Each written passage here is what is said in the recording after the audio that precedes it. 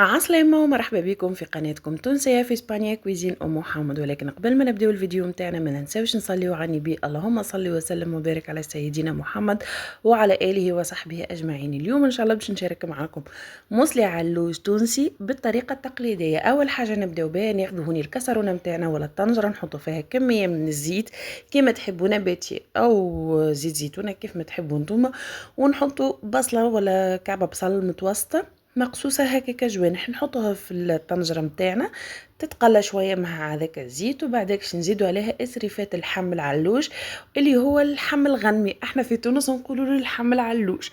هوني نخليوهم يتقليو شويه مع بعضهم تقريبا حكايه 5 دقائق، ما هوش برشا. النار بطبيعه الحال تكون متوسطه باش البصل نتاعنا ما يتحرقش. نغطيو على طنجرتنا ونخليوهم كما قلت لكم يتقليو مع بعضهم تقريبا 5 دقائق.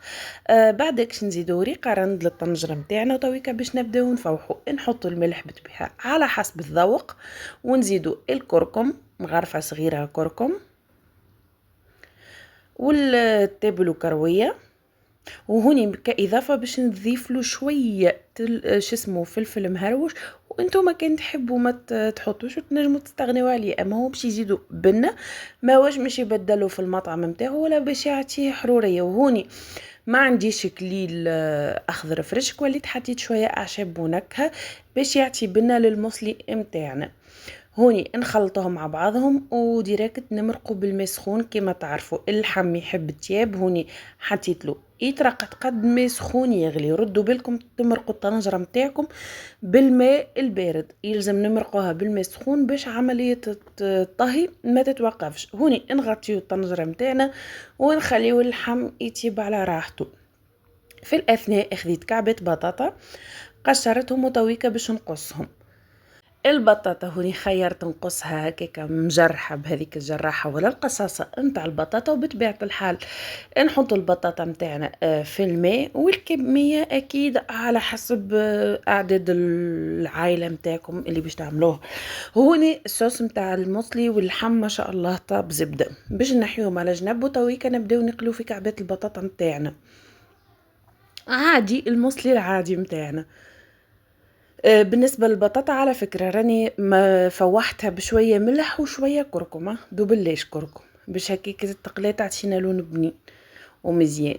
هوني نقليوها بشوي بشوي، ما نخليوهاش تتحمر ياسر، ونحيوها على جنب. وكالعاده لو كان عجبكم الفيديو ما تنساوش تخليوا لي لايك للفيديو وكومنتر باش يشجعني ويحفزني، ولو كانك مش مشتركه اختي في القناه مرحبا بك، الاشتراك مجاني.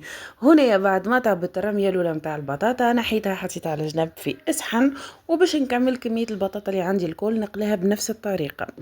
بعدك ناخذ بيريكس ولا اي بلاطو يدخل عندكم للفور باش نرصف فيه كعيبات البطاطا كيف ما قاعدين تشوفوا.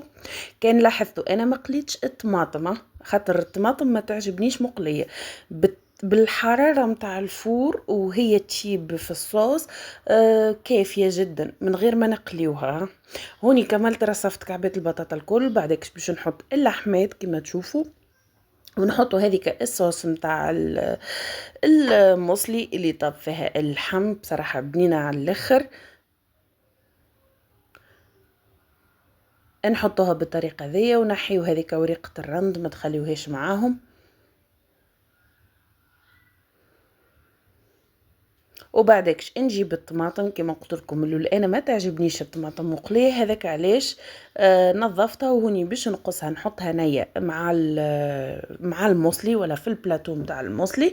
وبهذيك السخانه نتاع الفور راهي تطيب الطماطم، ما فيهاش روح يعني ما تاخذش برشا وقت باش تطيب بالسخانه متاع الفور تطيب. وكيف كيف هوني خديت كعيبه بصل صغيره باش نقصها رونديلات حتى هي تطيب وتجينا هكايا مرمزه، لا هي طايبه ولا هي نيه، تجينا بنه على بنه في هذاك المصلي.